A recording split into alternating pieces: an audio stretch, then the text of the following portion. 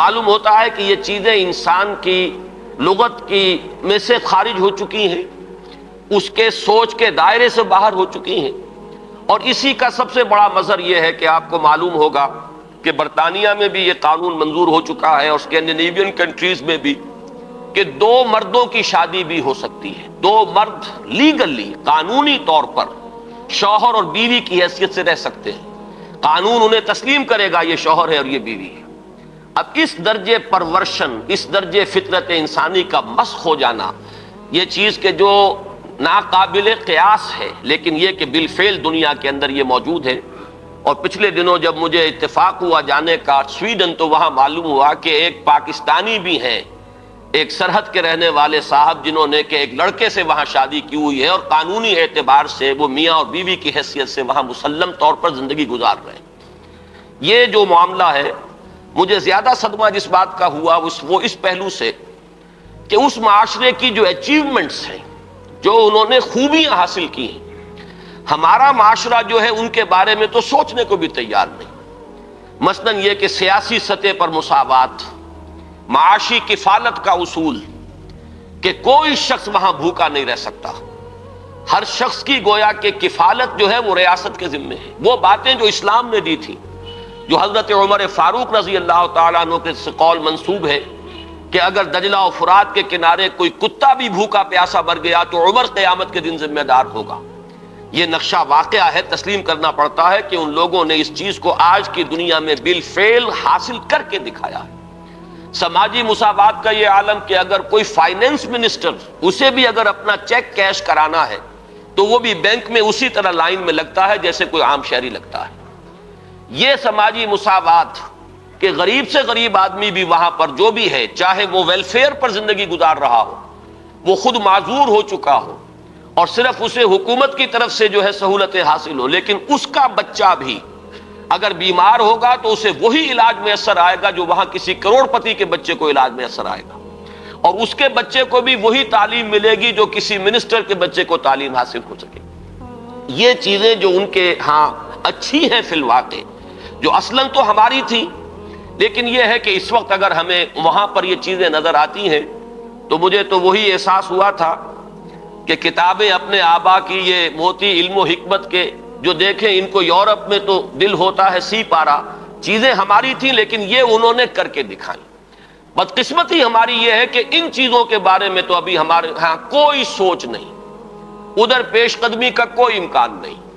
ہم سینکڑوں کوس دور ہیں اس سے کہ اس قسم کے کوئی ہم معاشرتی ارتقاء جو ہے اس کے بارے میں سوچ بھی سکیں،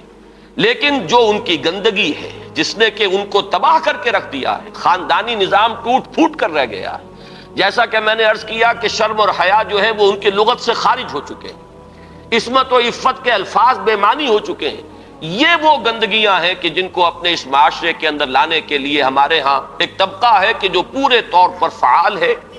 اگرچہ عددی اعتبار سے اس کی کوئی حیثیت نہیں، وہ ایک بہت ہی حقیر اقلیت ہے،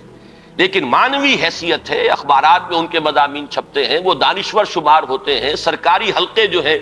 وہ ان کو سپورٹ کرتے ہیں، ذرائع ابلاغ جو ہے ان تک ان کی رسائی ہے، لہذا اس معاشرے میں تیزی کے ساتھ یہ چیزیں جو ہیں وہ سرایت کرتی چلی جا رہی ہیں۔ بہرحال اس تمہید کے بعد اصلاً مجھے جس موضوع پر گفتگو کرنی ہے میں اس کی طرف آ رہا ہوں۔ میں جہاں تک پردہ اور زنا کے استیصال کے لیے جو دوسری تدابیر اسلام نے اختیار کی ہیں، جہاں تک اس کا تعلق ہے اس پر انشاءاللہ علیحدہ کسی موقع پر تقریر کروں گا۔ آج کے لیے میں نے طے کیا ہے کہ صرف اس مسئلے کو اچھی طرح ہم تھریش کریں، دیکھیں کہ واقعتاً نظریہ مساوات مرد و زن اس میں کوئی حصہ درست ہے یا نہیں ہے، تو کون سا ہے۔ ہمارے سامنے کسوٹی اور معیار جو ہے وہ اللہ کی کتاب ہے اور اس کے رسول صلی اللہ علیہ وسلم کی سنت ہے۔ ہمیں ان دونوں چیزوں کے حوالے سے دیکھنا ہے کہ اس نظریے میں صداقت کا ایلیمنٹ کتنا ہے اور دھوکہ اور فریب کا حصہ کتنا ہے۔ میں سب سے پہلے تو یہ عرض کروں گا کہ اسلام بھی 2 سطحوں پر عورتوں اور مردوں کے درمیان کامل مساوات کا قائل ہے، لیکن ایک تیسری سطح وہ ہے کہ جس پر وہ ایک فرق کرتا ہے، درجہ بندی کرتا ہے۔ ان دونوں کو علیحدہ علیحدہ سمجھ لینا چاہیے۔ پہلی سطح جس پر کہ اسلام عورت اور مرد کے درمیان کامل مساوات کا قائل ہے، وہ شرف انسانیت ہے، مرد بھی انسان ہے، عورت بھی انسان ہے۔ جو شرف انسانیت ہے اس میں مرد اور عورت برابر کے شریک ہیں۔ اگر کسی کے ذہن میں یہ تصور ہے کہ عورت کا وجود ایک گھٹیا وجود ہے،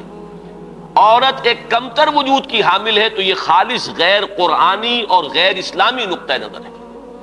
بدقسمتی سے بعض دوسرے معاشروں کے اثرات ہمارے ذہنوں میں بھی آ گئے۔ خود عیسائی معاشرے کا بنیادی تصور یہ تھا کہ عورت ہے ہی گناہ کی گٹھڑی، مجسم برائی۔ یہ ایو سے ایول کا لفظ بنا ہے۔ حضرت حوا کے لیے ان کے ہاں لفظ ایو ہے، اور ایو سے ایول ہے، ایول برائی کو کہتے ہیں، یعنی یہ کہ عورت کا تو سارا وجود ہی سرتاسر برائی ہے۔ یہ چیزیں کچھ مختلف ذرائع سے ہمارے ذہنوں میں بھی آئی ہیں۔ پھر یہ کہ یہ معاشرہ جو ہے ہمارا، جو پس منظر ہے تاریخی ہندو معاشرہ، اس میں بھی عورت کے گھٹیا ہونے کا تصور موجود ہے۔ تو سب سے پہلے یہ کہ ہمیں اپنے قلوب کا، اذہان کا جائزہ لے لینا چاہیے کہ اگر اس طرح کا کوئی جرثومہ ہمارے فکر میں ہے تو یہ خالص غیر قرآنی، غیر اسلامی ہے۔ شرف آدمیت جس کا نام ہے، اس میں عورت اور مرد برابر اور مساوی طور پر شریک ہیں۔ میں نے اس کے ضمن میں آپ کے سامنے ایک تو آیہ مبارکہ پڑھی ہے سورہ نساء کی۔ آپ کو معلوم ہے کہ معاشرتی مسائل پر قرآن مجید کی جامع ترین سورت سورہ نساء ہے۔ اس کا آغاز ہی اس سے ہوتا ہے کہ یا ایھا الناس، اے لوگو، اتقوا ربکم الذی خلقکم من نفس واحدۃ وخلق منہا زوجہا وبث منہما رجالا کثیرا ونساء۔ اے لوگو، اپنے اس رب کا تقوی اختیار کرو جس نے تمہیں ایک انسانی جان سے پیدا کیا، اسی سے اس کا جوڑا بنایا، اور ان دونوں سے کثیر تعداد میں مردوں اور عورتوں کو زمین میں پھیلا دیا۔ گویا کہ پوری نوع انسانی ایک انسانی جوڑے کی نسل ہے۔ آدم اور حوا علیہ السلام انہی کی اولاد ہے تمام انسان۔ اس پہلو سے تمام انسان بھی برابر ہیں، اگرچہ نسلیں ان کے اندر وجود میں آ گئی ہیں، اگرچہ شکلیں مختلف ہو گئی ہیں، رنگتیں ان کی تبدیل ہو گئی ہیں، ایک دوسرے سے بہت مختلف ہو گئی ہیں، لیکن یہ کہ تمام شعوب و قبائل کا فرق ہو یا لونی یا لسانی فرق ہو، ان سب کی کوئی حقیقت اس اعتبار سے نہیں ہے کہ کوئی ان میں اونچا ہو جائے، کوئی نیچا ہو جائے۔ کلکم بنو آدم و آدم من تراب، تم سب کے سب جو ہو آدم کی نسل سے ہو، اور آدم مٹی سے بنائے گئے تھے۔ لا فضل لعربی علی عجمی ولا لعجمی علی عربی ولا لاحمر علی اسود ولا لاسود علی احمر الا بالتقوی۔ یہ معاملہ جہاں عربی اور عجمی اور کالے اور گورے کے مابین ہے، وہیں مرد اور عورت کے مابین بھی ایک ہی انسانی نسل۔ اور آج بھی آپ دیکھیے آدم و حوا سے آگے گزر کر آخر ایک ہی ماں باپ کی اولاد میں بیٹے بھی ہوتے ہیں، بیٹیاں بھی ہوتی ہیں۔ ایک ہی باپ کے نطفے سے بیٹا بھی ہے اور بیٹی بھی ہے۔ ایک ہی ماں کے بطن سے بیٹی کی بھی ولادت ہو رہی ہے اور بیٹے کی بھی ہو رہی ہے۔ تو کوئی فرق و امتیاز ان کے مابین اس پہلو سے کہ مرد مرد ہونے کے ناطے اعلیٰ ہو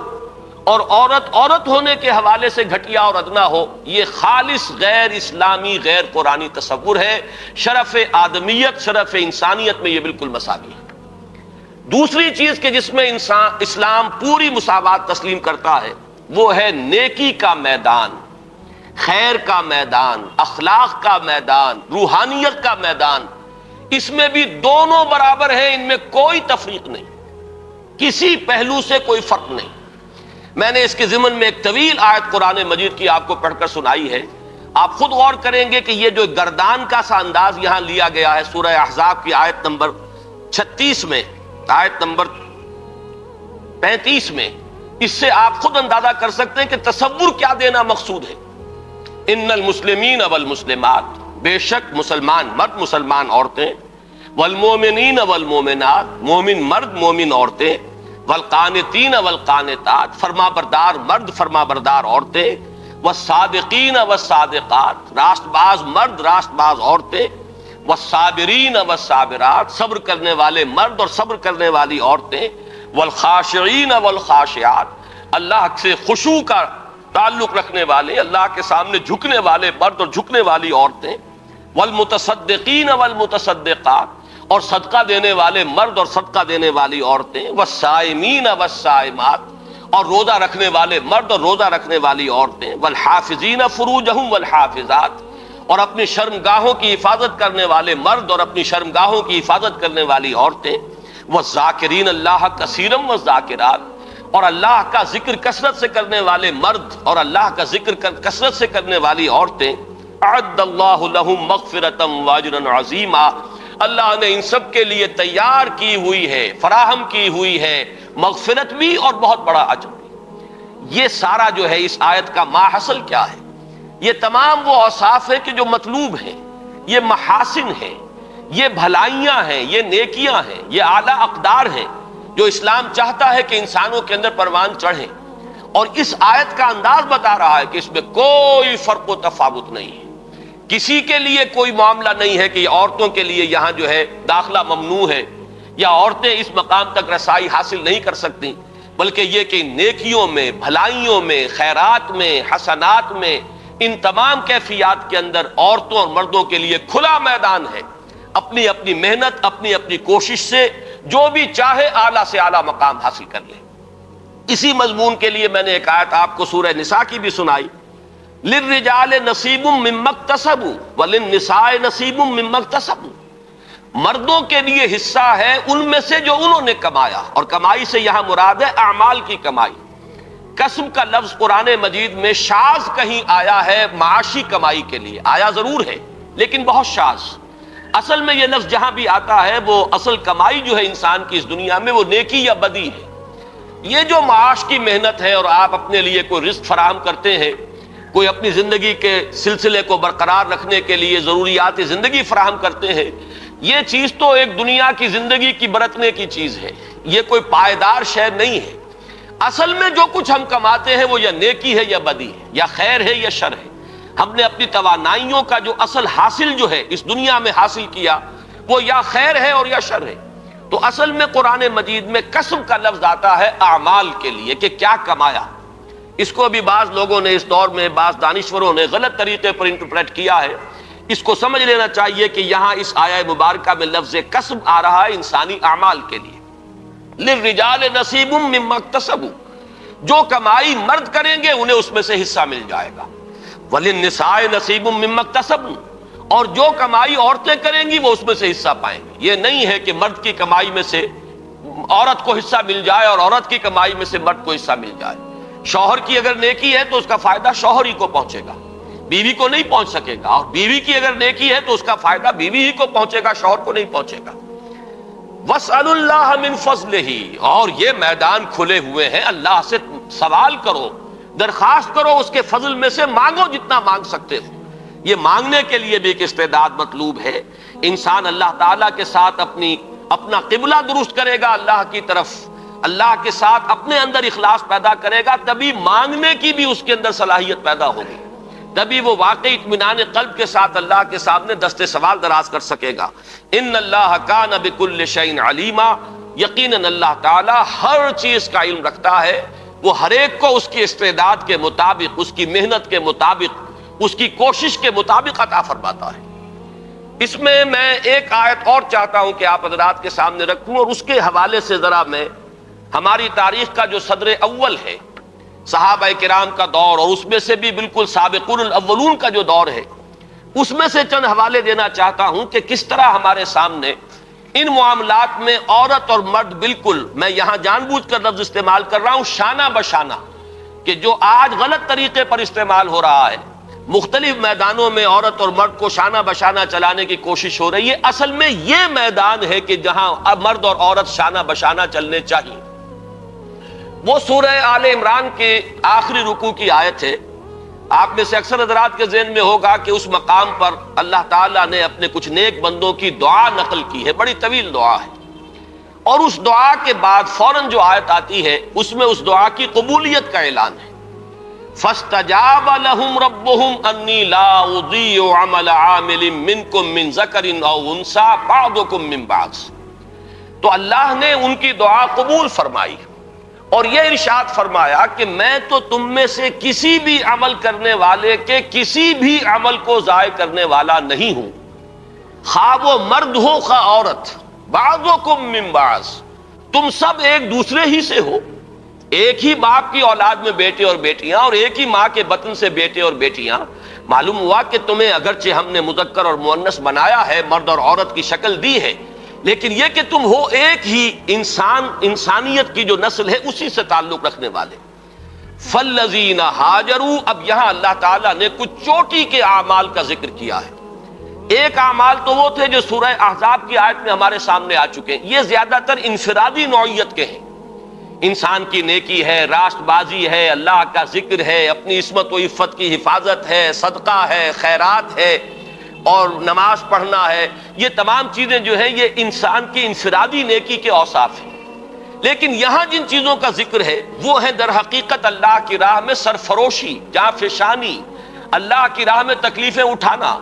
فالذین ہاجروا واخرجوا من دیارہم واوذوا فی سبیلی وقاتلوا وقتلوا، تو جن لوگوں نے اللہ کی راہ میں ہجرت کی، جو اپنے گھروں سے نکال دیے گئے، جنہیں میری راہ میں ایذائیں پہنچائی گئیں، جنہوں نے اللہ کی راہ میں جنگ کی اور جو قتل ہوئے، فرمایا کہ جن لوگوں کے اعمال اتنے بلند ہیں،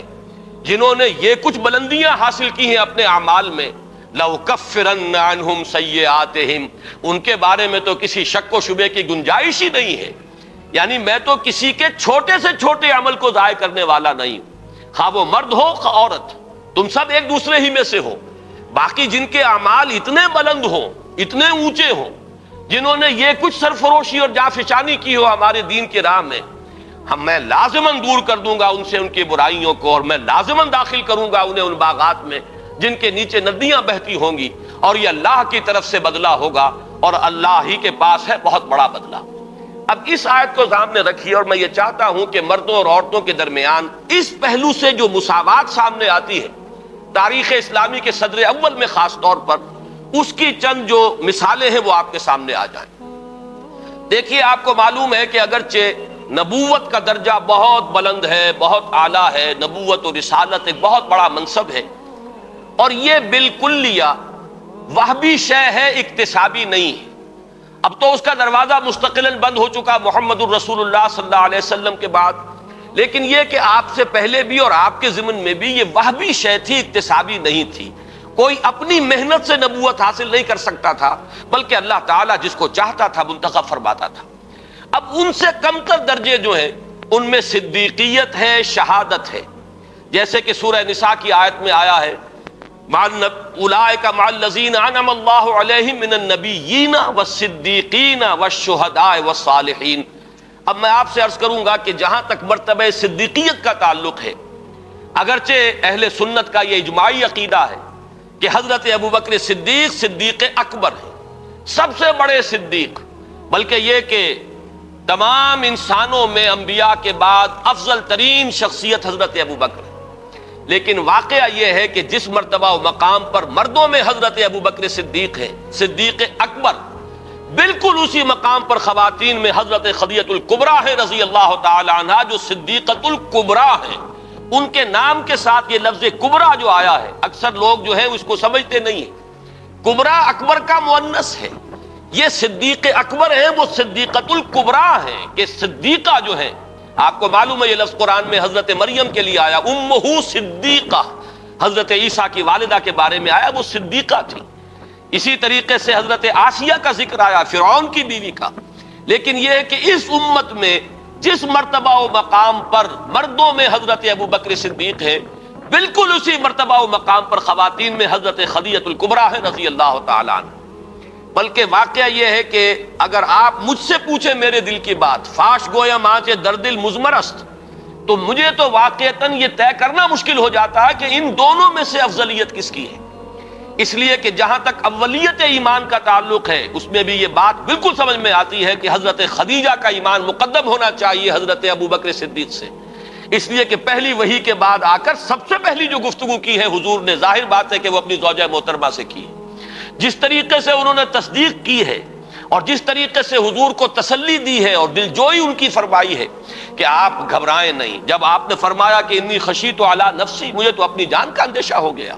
تو کس درجے بلند دلیل کے ساتھ آپ کو تسلی دی ہے۔ اللہ آپ کو ضائع نہیں کرے گا، آپ تو غریبوں کی سرپرستی فرمانے والے، بیواؤں کی مدد کرنے والے، اللہ تعالیٰ آپ کو ضائع نہیں کرے گا۔ پھر یہ کہ حضرت صدیق اکبر کے فضائل کا سب سے بڑا باب جو شمار ہوتا ہے وہ یہ ہے کہ انہوں نے حضور صلی اللہ علیہ وسلم کے مشن پر اپنی پوری دولت لگا دی، دو مواقع ایسے آئے ان کی زندگی میں، ایک مکی دور میں، ایک مدنی دور میں۔ مکی دور میں جب کہ ہجرت کے لیے تشریف لے جا رہے ہیں تو ایک پیسہ بھی گھر والوں کے لیے نہیں چھوڑا ہے۔ اول تو یہ کہ وہ ساری دولت ان کی سکڑ چکی تھی، اس وقت تک صرف ہو چکی تھی، کتنے ہی غلام اور کتنی ہی کنیزیں انہوں نے خریدی اپنے پیسے سے اور انہیں آزاد کیا جو ایمان لے آئے تھے اور جنہیں ستایا جا رہا تھا۔ پھر یہ کہ کاروبار میں سے تو سارا وقت اب نکل چکا تھا دعوت اور تبلیغ دین کے لیے، جو کچھ رہ گیا تھا وہ بھی لے کر حضور کے ساتھ صلی اللہ علیہ وسلم وہ تشریف لے گئے۔ پھر یہ کہ آپ کو معلوم ہے غزوہ تبوک کے موقع پر ہوا ہے کہ جو کچھ گھر میں تھا جھاڑو پھیر کر لا کر حضور کی خدمت میں پیش کر دیا۔ لیکن آپ غور کیجئے کہ بعین ہی یہی مقام حضرت خدیجہ الکبریٰ کا ہے رضی اللہ تعالی عنہا، وہ متمول ترین خاتون جن سے نکاح کے بڑے بڑے سرداران قریش جو ہے وہ متمنی تھے، انہوں نے اپنی پوری دولت جس طرح قدموں میں ڈالی ہے محمد الرسول اللہ صلی اللہ علیہ وسلم کی، اور جس طرح ان کے ڈسپوزل پر رکھ دی ہے کہ جس طرح چاہیں صرف کریں،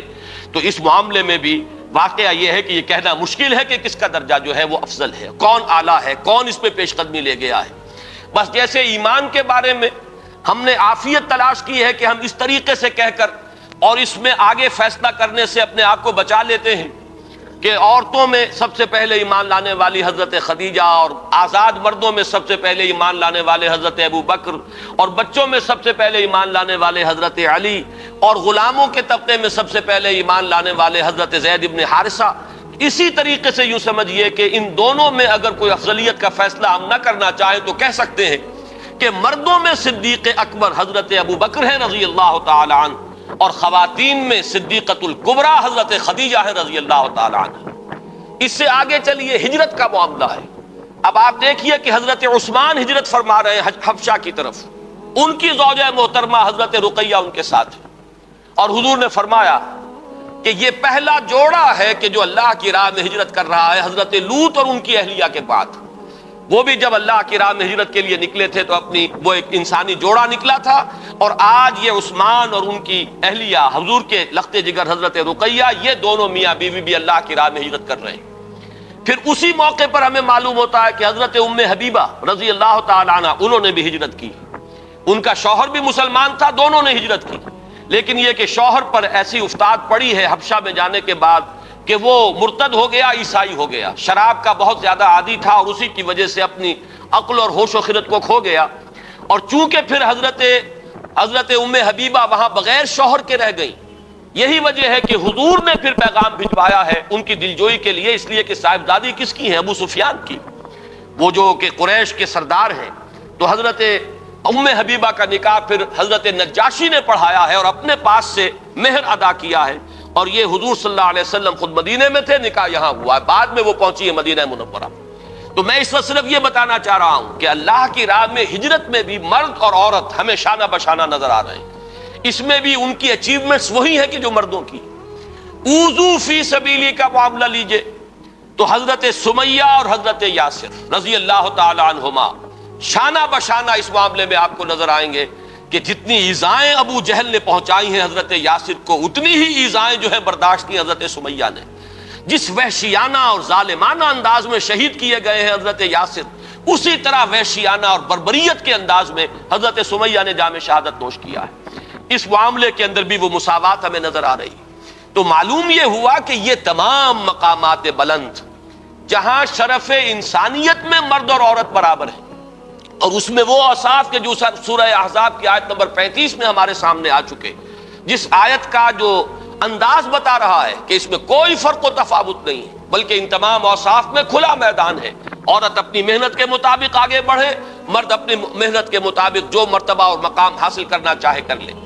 اسی طریقے سے دین کی خدمت میں، دین کے لیے سرفروشی، جانفشانی، ہجرت ہے، اور اللہ کی راہ میں ایذاؤں کو برداشت کرنا ہے۔ جس طرح حضرت بلال اور حضرت ابو فقیہ کو مارا گیا ہے اور پیٹا گیا، اسی طرح حضرت زنیرہ اور بعض دوسری باندیاں ہیں جو ایمان لے آئی حضور صلی اللہ علیہ وسلم پر، انہیں بھی مارا اور پیٹا گیا ہے۔ جس طریقے سے حضرت ابو بکر نے حضرت بلال، حضرت ابو فقیہ کو خرید کر آزاد کیا، اسی طرح متعدد باندیاں ہیں جو ایمان لے آئی تھی اور ان کو انہوں نے اپنے پیسے سے خریدا اور آزاد کیا۔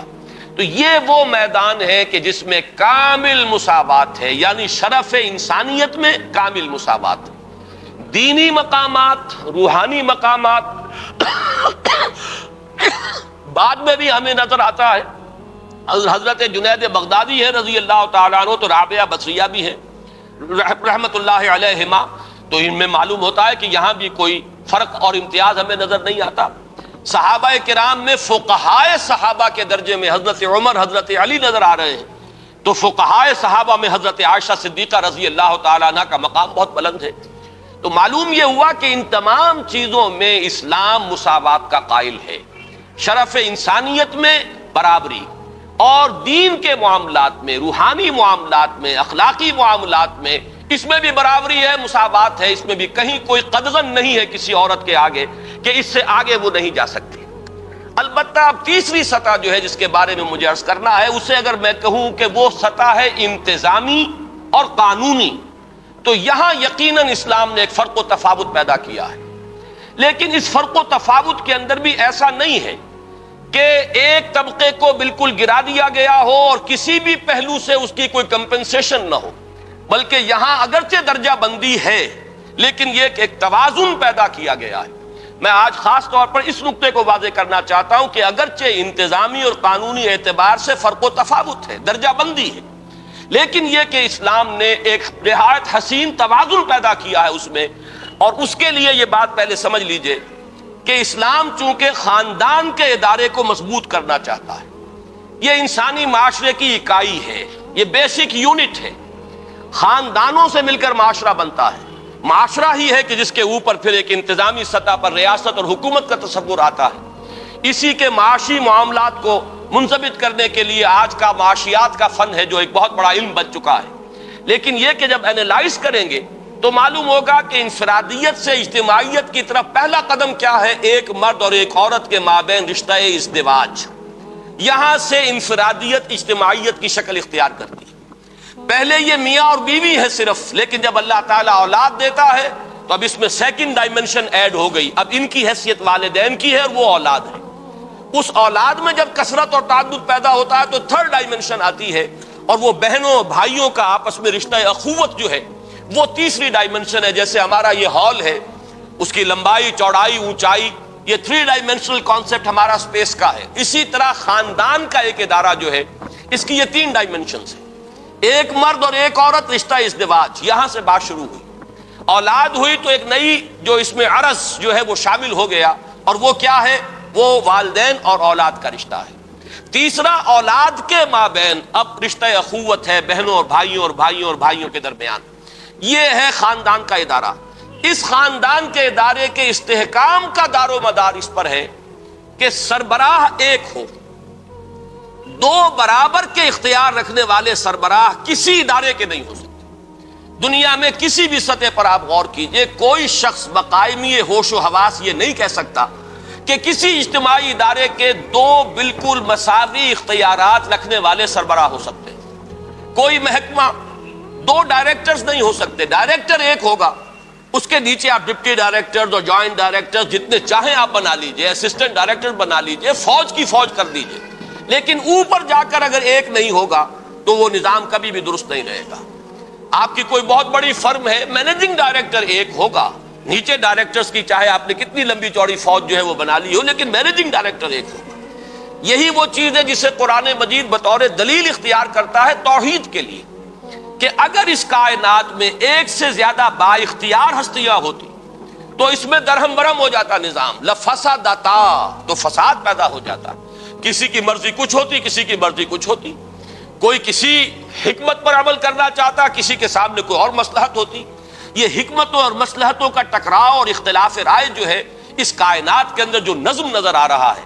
اس میں جو محسوس ہوتا ہے کہیں کوئی رخنا نہیں ہے، تو یہ در حقیقت دلیل ہے اس کی کہ ایک ہی اختیار، ایک ہی ارادہ، ایک ہی فیصلہ جو ہے اس کائنات کے اندر کار فرما ہے۔ یہ توحید کی دلیل ہے کہ لو کان فیہما آلہۃ الا اللہ لفسدتا، اگر ان میں آسمانوں اور زمین میں اللہ کے سوا کوئی اور بھی الہ ہوتے تو اس میں فساد رونما ہو جاتا۔ بالکل وہی توحید ہے در حقیقت، اسی کا ایک عکس ہے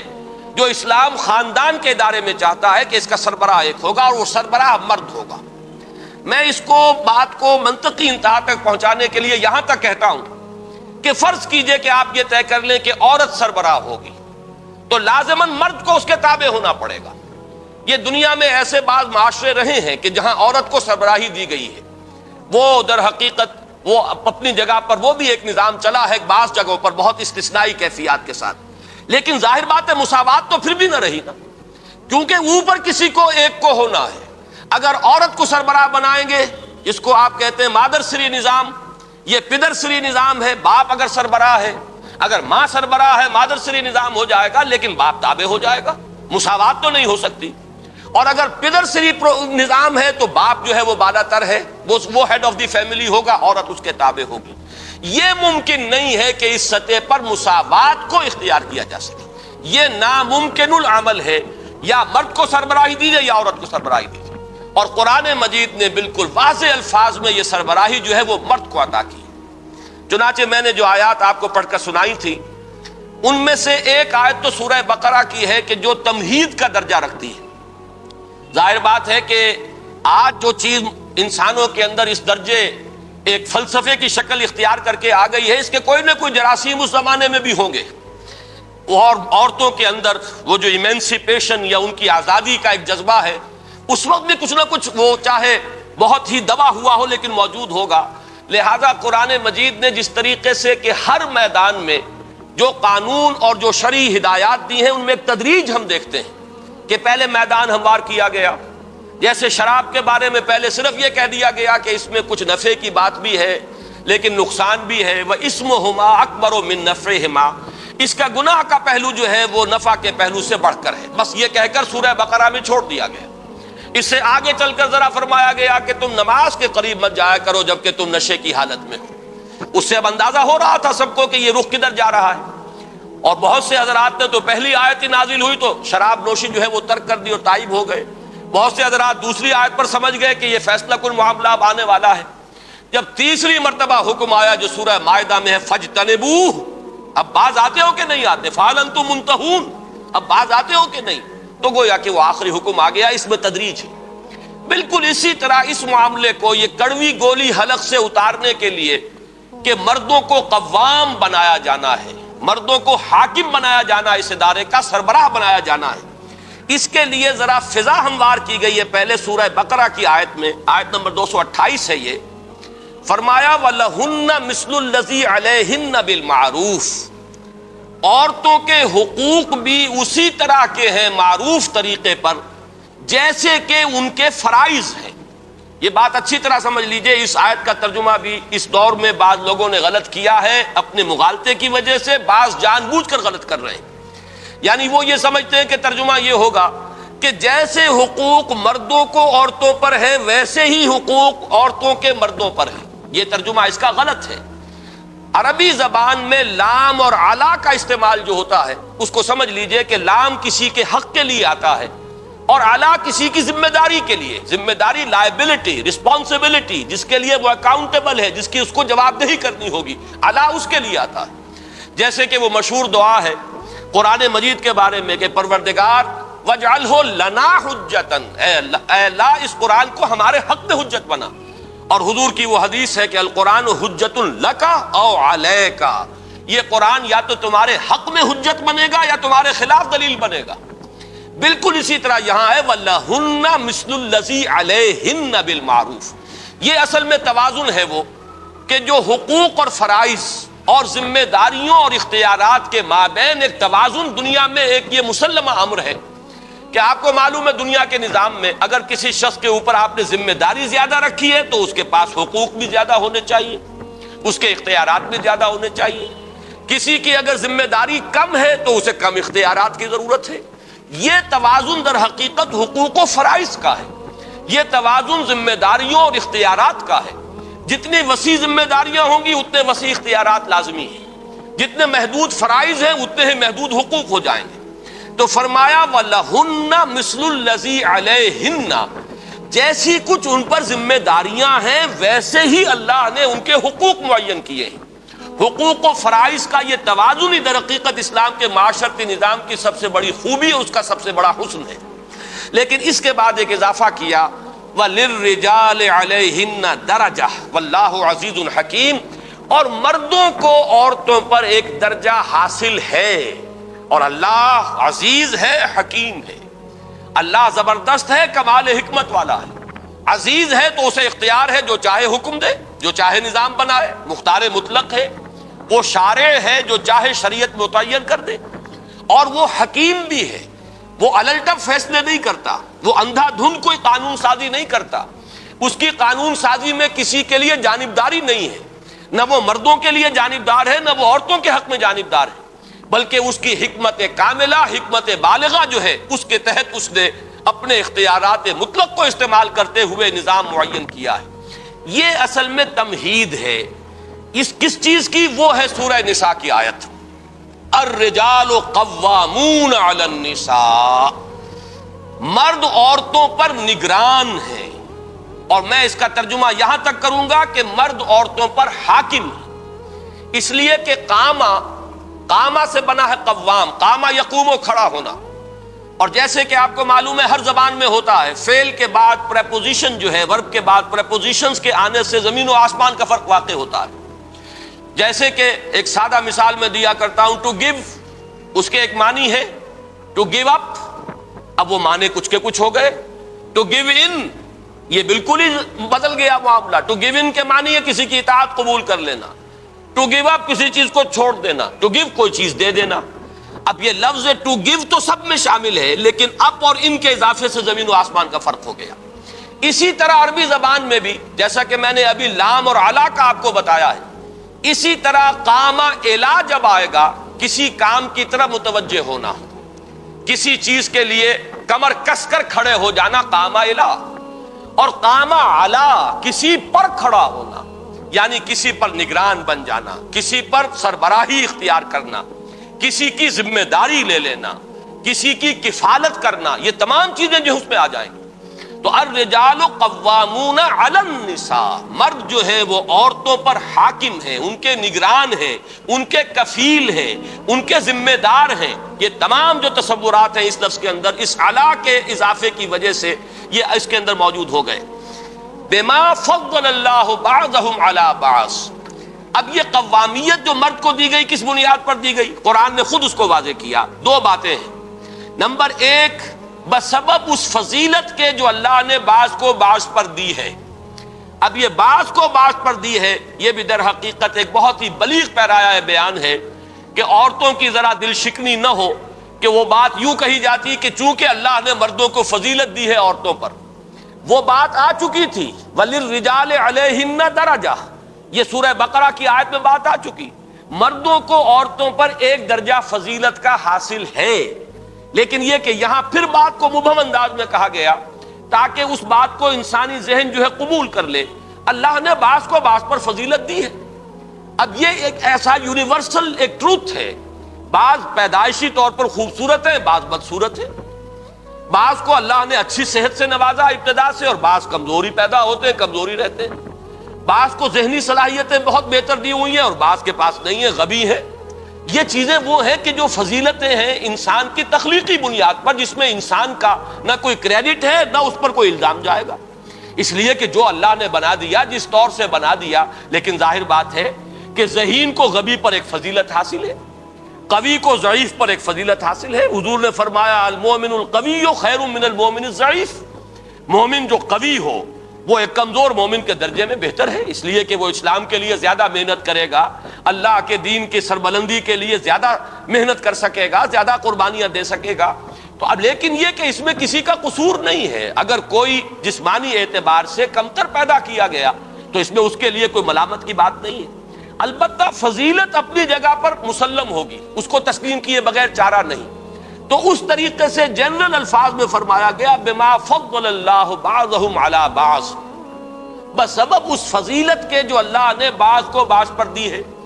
مراد کیا ہے؟ مردوں کو ایک فضیلت دی ہے، ان کو جسمانی طور پر زیادہ توانا بنایا ہے، ان میں قوت کار زیادہ رکھی ہے،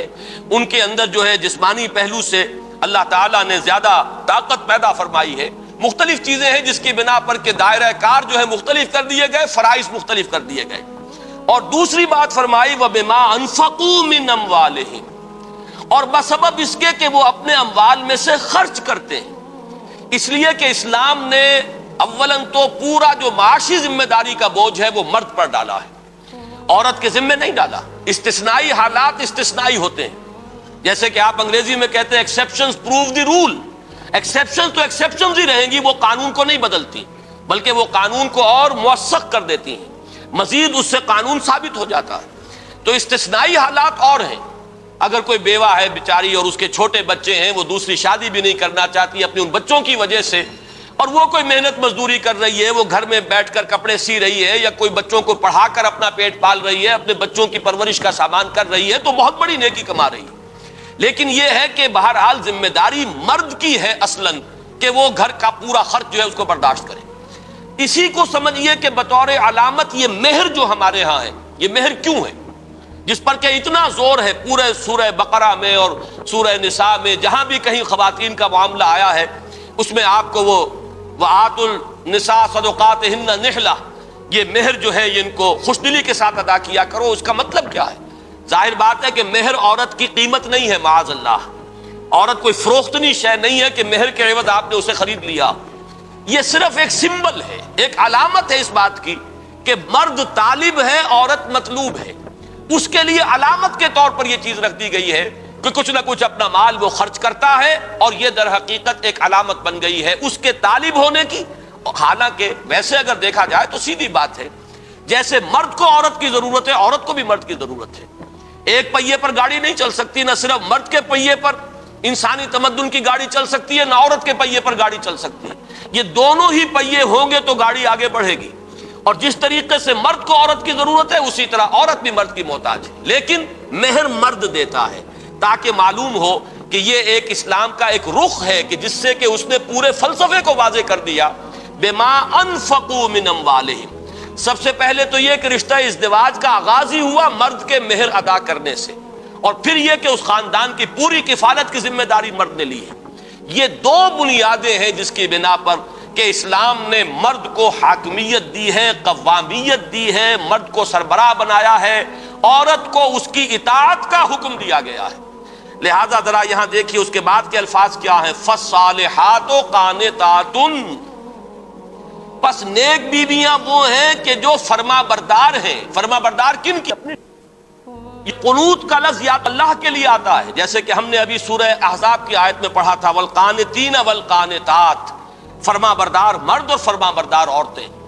قنوت کہتے ہیں فرما بردارانہ انداز میں کھڑے ہو جانے کو، کسی کے حضور میں کھڑے ہونا، جھک کر کھڑے ہونا، گویا کہ اس کا حکم ماننے کے لیے انسان آمادہ ہے کہ جو حکم دیں گے بصر و چشم میں اسے قبول کروں گا. اسی لیے جو دعا ہم کھڑے ہو کر مانتے ہیں وطر میں، اسے دعائے قنوت کہا جاتا ہے کہ ہم نے وہ دست بستہ کھڑے ہو کر اللہ کے حضور میں ہم نے وہ دعا مانگی ہے. ورنہ عام طور پر دعا جو ہے انسان وہ بیٹھ کر مانگتا ہے. نماز کے بھی قاعدہ اخیرہ کے اندر دعا ہے، ایسے بھی آپ نماز کے اختتام کے بعد بھی دعا مانگتے ہیں بیٹھ کر. دعائے قنوت وہ در حقیقت کھڑے ہو کر. تو دست بستہ کسی کے حضور میں حاضر رہنا، اس کے حکم کو بجا لانے کی آمادگی کے ساتھ، یہ قنوت کی اصل روح ہے. تو اللہ کا قانت بندہ اور اللہ کی قانت کنیز بندی. لیکن یہاں یہ لفظ آیا ہے فالصالحات قانتات، نیک بیویاں وہ ہیں جو شوہروں کی اطاعت گزار ہیں. اب یہاں جان لیجئے وہ قاعدہ کلیہ اپنی جگہ پر قائم رہے گا کہ لا طاعت لمخلوق فی معصیت الخالق. حضور صلی اللہ علیہ وسلم نے فرمایا مخلوق میں سے کسی کی اطاعت نہیں ہو سکتی جس میں کہ خالق کی معصیت لازم آ رہی ہو. حاکم کی اطاعت نہیں ہوگی، استاد کی اطاعت نہیں ہوگی، والدین کی اطاعت نہیں ہوگی اگر وہ اللہ کے حکم کے خلاف حکم دے. اگر باپ کہتا ہے نماز نہ پڑھو تو نہیں مانا جائے گا، والدہ کہتی ہے کہ نماز نہ پڑھو نہیں مانا جائے گا، اس لیے کہ لا طاعت لمخلوق فی معصیت الخالق. اگر حاکم جو ہے اللہ کی شریعت کے حکم کے خلاف حکم دیتا تو نہیں مانا جائے گا. لا سمع ولا طاعہ، نہ سنیں گے نہ اطاعت کریں گے. بالکل اسی طریقے سے عورت اپنے شوہر کے اس حکم کی تو خلاف ورزی کر سکتی ہے، بلکہ اسے کرنا چاہیے، یہ اس کے ایمان کا تقاضا ہے، جو شریعت کے حکم کے خلاف وہ حکم دے. لیکن شریعت کے حکم کے اندر جو دائرہ ہے، اب اس میں دو شکلیں ہیں. مباحات کا دائرہ ہے، اس میں اختلاف رائے ہے، شوہر کی رائے کچھ اور ہے، بیوی کی رائے کچھ اور ہے. یہاں بیوی کو ذہناً آمادہ رہنا چاہیے، اگر وہ شوہر کو کنونس کر سکے، اگر دلیل سے قائل کر سکے، اگر منوا سکے تو کوئی بات نہیں، ٹھیک ہے. لیکن یہ کہ اگر وہ اختلاف قائم رہتا ہے تو قرآن مجید کی آیت کی روح سے بیوی کو مستقل طور پر ذہناً آمادہ رہنا چاہیے کہ وہ اپنی رائے کو پیچھے ڈال کر اپنے شوہر کی رائے پر عمل کرے گی۔ یہ اس کا وہ جذبہ ہے کہ جس میں اس نے شوہر کی سربراہی کو گویا کہ ذہناً اور قلباً قبول کیا ہے۔ یہ اس آیت کا اصل مفہوم ہے، فالصالحات قانتات، نیک بیویاں وہ ہیں جو شوہروں کی اطاعت گزار ہیں، جو ان کا حکم ماننے والی۔ حکم کہاں؟ مباحات کے دائرے میں، جہاں اللہ تعالیٰ کے حکم کے خلاف حکم وہ نہیں مانا جائے گا، وہ تو پھر اس بندہ مومن اور اس اللہ کی اس بندی کے لیے امتحان ہے، آزمائش ہے اس کے ایمان کا۔ لیکن یہ کہ اگر اس کے دائرے کے اندر ہے تو اپنی رائے کو پیچھے ڈال کر اپنے شوہر کی رائے پر عمل کرنا، یہ ہے وہ کہ جو ایک مسلمان بیوی سے اسلام کا اور قرآن کا تقاضا ہے۔ فالصالحات قانتات حافظات للغیب بما حفظ اللہ، وہ حفاظت کرنے والی ہیں رازوں کی بھی، اور ظاہر بات ہے کہ اب اس عورت کا بیوی ہونے کے ناطے اس عورت کا ناموس اب اس کا اپنا ناموس نہیں، اس کے شوہر کا ناموس ہے۔ اس کی عزت اپنی عزت نہیں، اس کے شوہر کی عزت ہے۔ پھر یہ کہ گھروں میں وہ اپنے شوہروں کے مال کی امین ہے، شوہروں کی رازوں کی امین ہے۔ تو سب سے بڑا جو اہم دوسرا وصف ہے کہ جو ایک کسی مسلمان بیوی میں اس آیہ مبارکہ کی روح سے ہونا چاہیے، وہ یہ ہے کہ شوہروں کے عزت و ناموس کی حفاظت کرنے والی، ان کے پیٹھ پیچھے ان کی عدم موجودگی میں ان کے مال کی، ان کے رازوں کی حفاظت کرنے والیاں، بما حفظ اللہ، جیسے کہ اللہ تعالیٰ نے بھی حفاظت فرمائی ہے۔ وہ ہمارے نہ معلوم کتنے راز ہیں جن کو اللہ نے چھپایا ہوا ہے، اگر ہمارے وہ راز تشت ازبام ہو جائیں تو ہم دنیا کو شاید منہ دکھانے کے قابل نہ رہیں۔ اور یہ رسوائی ہے کہ جس سے اللہ تعالیٰ کی پناہ مانگتے رہنا چاہیے کہ اللہ ولا تخزنا یوم القیامہ، اے اللہ ہمیں قیامت کے دن رسوا نہ کیجو، بلکہ یہ کہ ہمارے ان عیوب کی ستاری فرمائی اور اس کو ان کے اوپر جیسے تو نے دنیا میں پردہ ڈالے رکھا آخرت میں بھی پردہ ڈالے رکھی۔ تو اسی طریقے سے عورت کا معاملہ ہے کہ وہ اپنے شوہر کے، ظاہر بات ہے کہ جس قدر اس سے واقف ہے، اس کی کمزوریوں سے واقف ہے، اس کے جو بھی کوئی راز ہے ان سے واقف ہے، تو اس کی وہ امانت دار ہے۔ یہ ہے وہ آیہ مبارکہ کہ جس میں یہ جو انتظامی اور قانونی سطح ہے اس پر اسلام نے ہرگز مساوات نہیں رکھی، بلکہ اس قانونی سطح پر آ کر ایک ادارے کے نظم کو برقرار رکھنے کے لیے مرد کو حاکم اور قوام کی حیثیت دی ہے، اور اس پر معاشی کفالت کا بوجھ ڈالا ہے،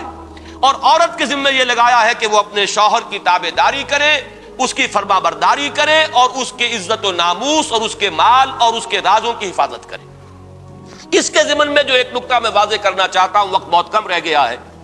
وہ یہ ہے کہ یہ معاملہ بھی اصل میں بعض لوگوں کے سامنے اس طرح آیا ہے کہ صرف اس کا ایک رخ سامنے آتا ہے۔ اس کا دوسرا رخ یہ ہے کہ اسلام نے کمپنسیٹ کیا ہے عورت کو، جہاں اس پہلو سے قانونی درجے میں اسے کمتر رکھا ہے، وہاں بعض دوسرے پہلوؤں سے اس کی اس کمی کی تلافی کی ہے، اس کسر کا جبر کیا ہے اسلام نے۔ اس کی کیا شکل ہے اس کو سمجھنے کے لیے پہلے میں آپ کے سامنے ایک مثال رکھتا ہوں۔ آپ ترازو کی مثال سامنے رکھیے۔ ترازو کو جہاں سے آپ پکڑتے ہیں وہ بالکل درمیان میں ہوتی جگہ، دونوں طرف اس کے بازو برابر ہیں، لہذا وہ ڈنڈی سیدھی ہے۔ ایک سیر ادھر ڈالیں گے تو ایک سیر ادھر ڈالنا ہوگا تاکہ وہ ڈنڈی سیدھی رہے۔ لیکن اگر ترازو کے پکڑنے کی جگہ ذرا آپ ایک طرف کر دیں، ایک بازو ترازی کا لمبا ہو جائے اور ایک چھوٹا ہو جائے، تو اب ظاہر بات ہے کہ جو لمبا بازو ہے اس میں ایک سیر ڈالیں گے تو اس چھوٹے بازو والے میں دو سیر ڈالیں گے، تب وہ جا کر مساوی ہوگا اور ڈنڈی سیدھی رہے گی۔ تو توازن میں کیا ہوتا ہے کہ اگر ایک طرف سے کہیں کوئی اضافہ ہو جائے تو دوسرے پہلو سے کمی ہو، اور اگر دوسری طرف کسی پہلو سے کمی ہے تو کسی اور دوسرے پہلو سے اس کے اندر اضافہ کر دیا جائے تو توازن قائم ہوگا۔ اور یہ بات بہت اہم ہے کہ اسلام کے پورے عمرانی فلسفے میں اصل جو ویلیو ہے وہ توازن ہے۔ اقیم الوزن بالقسط ولا تخسر المیزان، یہ توازن ہے در حقیقت اسلام کے پورے نظام کا جو سب سے بڑا حسن اور خوبی کا پہلو ہے۔ یہ مساوات در حقیقت اسلام نے اس لفظ کو بہت کم استعمال کیا ہے، بلکہ عدل، قسط اور یہ توازن، اقیم الوزن بالقسط، یہ توازن پیدا کرنا جو ہے یہ ہے در حقیقت کے جو مقصود ہے کہ اگر کسی ایک پہلو سے کوئی کمی ہوئی ہے تو دوسرے پہلو سے اس کو کمپنسیٹ کر دیا جائے۔ اب میں اس کی چند مثالیں آپ کو دیتا ہوں۔ دیکھیے، مرد اور عورت ہونے کے ناطے جیسا کہ میں نے عرض کیا تھا کہ ایک ماں اور باپ، قانونی اعتبار سے باپ کا درجہ بہت افضل ہے ماں کی نسبت، اس لیے کہ اولاد اصلاً اسلام کی روح سے باپ کی ہے۔ ماں کے پاس وہ رہے گی، اگر سیپریشن ہو گئی ہے کچھ عرصے کے لیے، وہ اولاد کی بہتری کے لیے ماں کے پاس اولاد رہ سکتی ہے، لیکن بالآخر اولاد کو لوٹنا ہے مرد کی طرف، باپ کی طرف جانا ہے، اس لیے کہ قانوناً اولاد اسلام کی روح سے باپ کی ہے۔ لیکن اب اس قصر کا جبر کس طور سے کیا، اب آپ اس کا اندازہ کیجئے کس قدر خوبصورتی کے ساتھ، کہ جو درجہ اخلاقی اعتبار سے ماں کا ہے، باپ کا اس کا عشر عشیر نہیں، اس لیے کہ جنت جو ہے وہ ماں کے قدموں تلے بتائی گئی ہے، باپ کے قدموں تلے نہیں بتائی گئی۔ جب حضور سے سوال کیا گیا، ایک صحابی نے پوچھا کہ میں کس کے ساتھ حسن سلوک کروں، میرے حسن سلوک کا اولین مستحق کون ہے؟ فرمایا تمہاری والدہ۔ دوسری مرتبہ پھر سوال کرتے ہیں ان کے بعد کون؟ پھر فرمایا تمہاری والدہ۔ تیسری مرتبہ سوال کیا پھر کون؟ پھر فرمایا تمہاری والدہ۔ جب چوتھی مرتبہ سوال کیا ہے کہ ان کے بعد کون، تو فرمایا کہ تمہارے والد۔ معلوم یہ ہوا کہ اب وہ جو قانونی پہلو جو ہے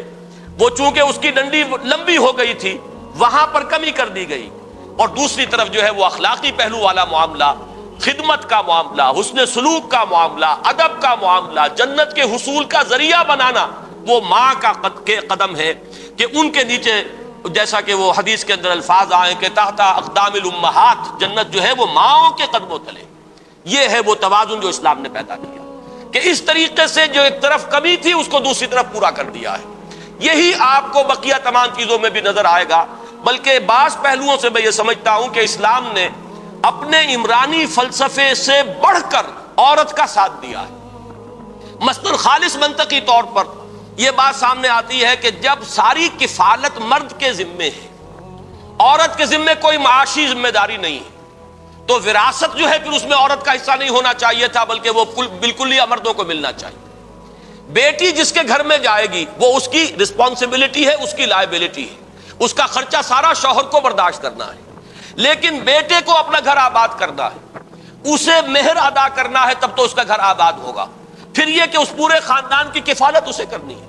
خالص عقلی اور منطقی اعتبار سے دیکھیے تو اس کا لازمی نتیجہ یہ نکلتا ہے کہ وراثت میں لڑکی کا کوئی حق نہ ہو، بلکہ وراثت کلیتاً جو ہے وہ مردوں کو دی جائے۔ لیکن اسلام نے صرف یہ کیا ہے کہ بیٹی کے لیے نصف حصہ رکھا ہے بیٹے کے مقابلے میں، لیکن یہ کہ اس کو پورا ایک معاشی جو ہے اس کو ایک حیثیت دی ہے، اس کی ایک پوری شخصیت ہے، وہ اپنی ملکیت رکھ سکتی ہے۔ بلکہ ایسے ایسے معاملات سامنے آتے ہیں کہ ایک خاتون نے آ کر حضور صلی اللہ علیہ وسلم سے یہ کہا، دریافت کیا کہ میرے شوہر جو ہے بڑے مفلس ہیں،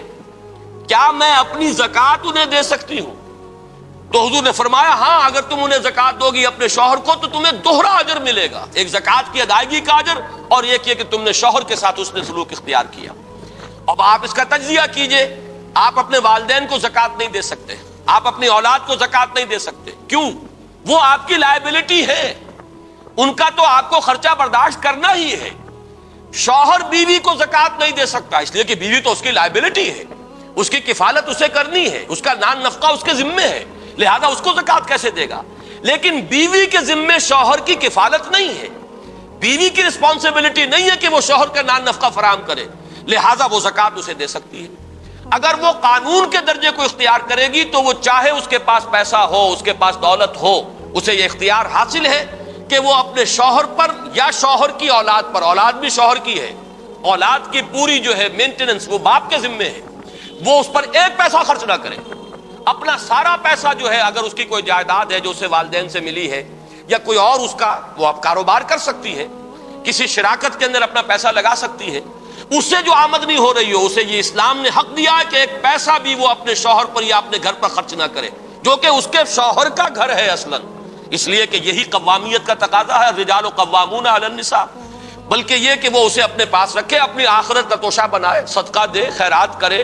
اللہ کی راہ میں خرچ کرے، اس کا اسے کلیتاً اختیار حاصل ہے۔ لیکن اگر وہ اپنے شوہر کے مدد کرتی ہے تو یہ اس کی ایک نیکی ہو جائے گی، اس نے سلوک ہو جائے گا۔ یہ ہے اسلام کا وہ نظام کہ جس کو اگر دونوں جانب سے دیکھا جائے تو اس سے زیادہ حسین نظام کا ہونا ناممکن ہے۔ یہ در حقیقت اللہ تعالیٰ کی حکمت بالغہ، وہ جو میں نے ابھی وضاحت کی تھی واللہ عزیز حکیم، کہ ایک طرف وہ مختار مطلق ہے، اختیار اس کا مطلق ہے، کوئی اس کے اتھارٹی کو چیلنج کرنے والا نہیں، لیکن اس کے ساتھ اس کی حکمت کامل ہے، اس کی حکمت بالغہ ہے، اس کی حکمت اور دانائی جو ہے وہ بھی کامل ہے۔ لہذا ان دونوں کے امتزاج سے جو نظام وجود میں آیا ہے اسی میں انسان کے لیے عافیت ہے، اسی میں خیر ہے، اسی میں توازن ہے، وَلَهُنَّ مِثْلُ الَّذِي عَلَيْهِنَّ بِالْمَعْرُوفِ، مردوں پر جو ذمہ داریاں ڈالی ہیں اسی کے مطابق ان کے حقوق اور اختیارات ہیں،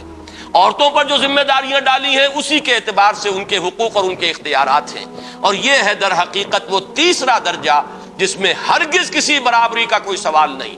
بلکہ یہ کہ مردوں کی قوامیت از روئے قرآن مسلم ہے، اور عورت کے لیے، مسلمان عورت کو آج ہماری بہنوں کو ذہناً ریکنسائل کرنے کی ضرورت ہے۔ ہماری بیٹیوں کو یہ بات اچھی طرح سمجھ لینی چاہیے، اس لیے کہ ظاہر بات ہے کہ ہم بھی اس معاشرے میں رہتے ہیں، اس کے اثرات ہم پر بھی پڑتے ہیں۔ ادھر ادھر کی سنی سنائی باتیں جو ہیں وہ جو کانوں میں پڑتی ہیں یا اخبارات میں مضامین نگاہوں سے گزرتے ہیں تو وہ اپنے اثرات پیدا کرتے ہیں ذہنوں میں، سوچنے کے انداز میں۔ اگر وہ غیر شعوری طور پر یہ احساسات یا یہ خیالات، یہ نظریات ہمارے ذہنوں کے اندر آ رہے ہوں تو شعوری طور پر ہمیں انہیں جھٹک دینا چاہیے، اس سے اپنے ذہنوں کو پاک کرنا چاہیے۔ اسلامی معاشرہ وہی ہے کہ جس میں گھر میں مرد کو